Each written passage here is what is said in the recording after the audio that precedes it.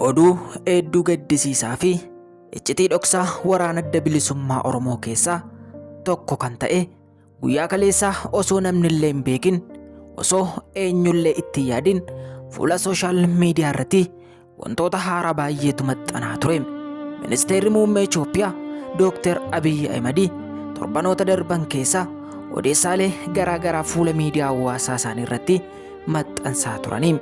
Yeroo ammaa kana akkuma beekamu biyyi keenya Itoophiyaan misoomni keenya hanga caafi Afrikaatti jedhu Afrikaa irra darbee immoo addunyaatiif fakkeenya akka taanutti jette yeroo isheen misooma ammaa jalqabdee jirtu kanatti waraanni adda bilisummaa Oromoos dantaa mataasaa akkasuma dantaa uummata Oromoo qabate achii as ba'ee jira. Keessattuu ministeerri muummee Dr. Abiy Ahmed torbanoota darban keessa waraanni keenya Itoophiyaa miti Afrikaatiifuu ni ga'a addunyaayyu darbinee tasgabbeessuu dandeenya jedhanii dubbachuu isaanii waraana adda bilisummaa Oromoo onnachiiseera jedhu.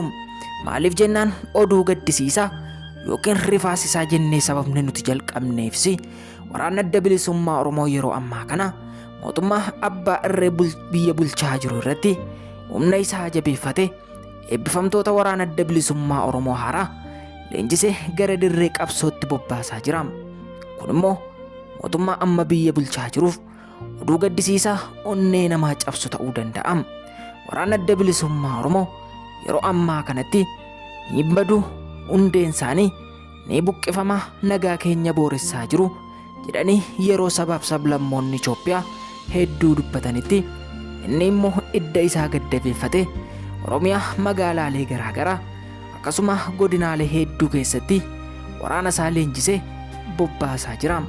Keessattuu naannoo Salaalee keessatti waraanni waggaadhaa gara waggaatti eebbifamaa jiranii godinaalee Oromiyaa hunda wal ga'u kan jedhu odeeffannoon garaagaraa tamsa'aatii jira. Lixa Oromiyaatti immoo waraanni akka warshaatti oomishamanii Oromiyaa keessa raabsamaa jiru kan jedhu mootummaa amma biyya bulchaa jiru biyya keenya hedduu rifaasa jedhu. Keessaayyuu waraanni adda Oromiyaa lixa Oromiyaatti argamu hedduun isaanii torbanootaa gara torbaniitti leenjii fudhachaa jiraachuu leenjiin isaanii kunis leenjii haarawaa waraana adda bilisummaa Oromoo duraarraa adda ta'e siistema amma waraanni Itoophiyaatti bulaa jiran hunda kan of keessatti qabatu to'annoo isaa jala kan oolfatudha jedhu.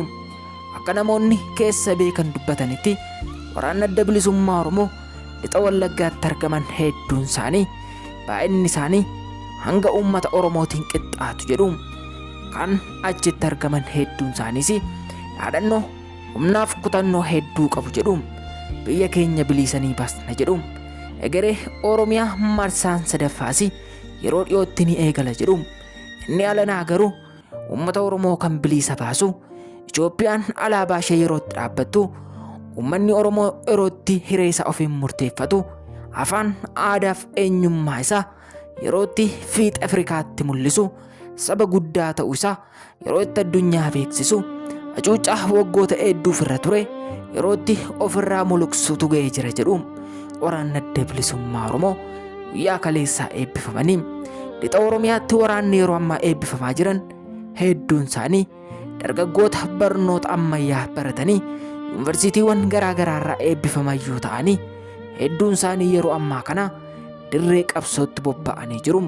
Itoophiyaanis waraana ishee leenjisaa jirtu keessatti qaama nagaa booressu, qaama misooma gufachiisu akkasuma sabaaf sablammoota Itoophiyaa nagaa kan dhowwaa jiru, dinagdee biyya keenyaa kan gufachiisaa jiru, qaama hidhatee bosona keessa socho'u, qaama hidhatee mootummaa biyya bulchaa jiru dura kan dhaabbatu ni barbadeessina ni balleessinaan waraana ministeera muummee Dr. Abiy Ahmed torbee kanaa ture.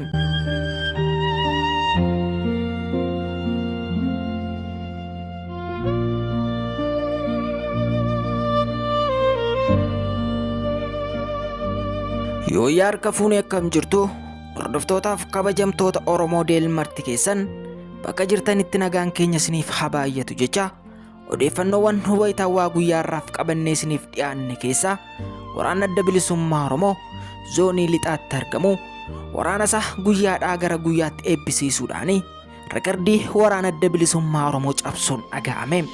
Yeroo ministeerri muummee Itoophiyaa qaama nagaa booressan qaama hidhatanii biyya keenya Oromiyaa keessa socho'an ni barbadeessina yeroo jedhanitti waraanni adda bilisummaa Oromoo cimee dhaabbachuu, waraana isaa haaraa leenjisee bobbaasuu, akkasuma idda isaa gaffageeffachuu, baay'inni isaanii heddummachaa jiraachuu, akkasuma duula egeree Oromiyaaf qophaa'aa jiraachuun isaanii mootummaa Itoophiyaa rifachiisuu isaatu dhaga'amaa jira. Kanumaan kan wal qabatu ministeerri muummee Itoophiyaa torbanoota darban keessa waraana isaanii 100,000 olitti lakkaa'aman eebbisiisnee bobbaasuuf jirra. Nageenya Itoophiyaa ni tasgabbeessina. Naannoo Tigraayitti wantoota argaman marayyuu ni to'anna yeroo isaan jedhanitti waraanni adda bilisummaa Oromoo immoo waraana isaa haaraa leenjisee bobbaasaa jiraachuun dhaga'ame. Kanumaan kan wal qabatu yeroo ammaa nageenyi Itoophiyaaf naannolee garaagaraatti argaman hedduun isaanii hedduu kan nama sodaachisan, hedduu kan nama rifaasisanii fi nageenyi biyya keenyaa sadarkaa kanarra ga'eera amma nama jechisiisanitti ga'aa jiru jedhu. Kanumaan kan wal qabatu ajajaa waraanaa adda bilisummaa Oromoo Jaalmarroo Dirribaan yaada isaanii yeroo yerootti toora sooshaal miidiyaa garaagaraa irratti laatan irratti waraanni adda bilisummaa Oromoo duubatti akka hin deebine gara fuulduraatti uummata isaa bilisa baasuuf kaayyoo qabatee manaa ba'e akka itti fufsiisu akkasuma biyya keenya bilisa akka baasan irra deddeebiin dubbachaa turanii. Kana sababeeffachuun ministeerri muummee Itoophiyaas yaada isaanii miidiyaaf qoodan irratti qaamota yeroo ammaa hidhatanii socho'an ni barbadeessina jechuun isaanii waraana adda bilisummaa Oromoo onnachiisu, akkasuma abdii haaraa itti horu, dhaloonni akka hin rafne, dhaloonni leenjii loltummaa akka fudhatu, uummata isaa cinaa akka dhaabbatuu fi kaka'umsa addaadha jedhu. Yeroo darbe obbo Daawud Ibsaa irratti wantoonni ka'aa turan hedduun isaanii waraana adda bilisummaa Oromoo cabsuuf jedhu. Garuu iddoo onnachiisa malee booddeetti nun deebisu jechuun dursaa waraana adda bilisummaa Oromoo yeroo yerootti miidiyaa irratti dubbachaa jiru. Waraanonni yeroo ammaa Itoophiyaa keessatti oomishamaa jiran dargaggoota baay'inaan kan ilaallatu yoo ta'u, biyya keenya bilisa ni baasna, misooma Itoophiyaatti fufsiisna, akkasuma waraana biyya keenya keessatti ka'aa jiru ni tasgabbeessina, kutaa nagaa dhabee nagaa ni qabaachisna, qaamota hidhatanii naannoo kana keessa socho'an hundayyuu bakkatti ni galchina jedhanii dhaadhachuun isaanii dubbii ofitti dabalu waraana adda bilisummaa Oromoo xiiqii keessa galchuu sabaaf sablammoota garaagaraa irratti dhiibbaa geggeessuudha jedhama. Waraanni adda bilisummaa Oromoo yeroo ammaa kanas leenjitoonni haaraan hedduun gara waraana kanaatti makamaa jiraachuu, kan makamanis eebbifamanii egeree Oromiyaaf qaqqabaa jiraachuun dhaga'ame. Keessattuu Adaamaa Deelii irratti odeeffannoowwan kana fakkaatan hedduu akkasuma Oromoo Deelii irratti yeroodhaa yerootti qabannee waan isiniif dhufnuuf chaanaalii keenya sabiskiraayib gochaa, yaada yoo qabaattan yaada keessan nuuf barreessaa, qeeqa yoo qabaattanis koomentii jala nuuf kaasiniin jenna. Ulfaadhaa galatooma.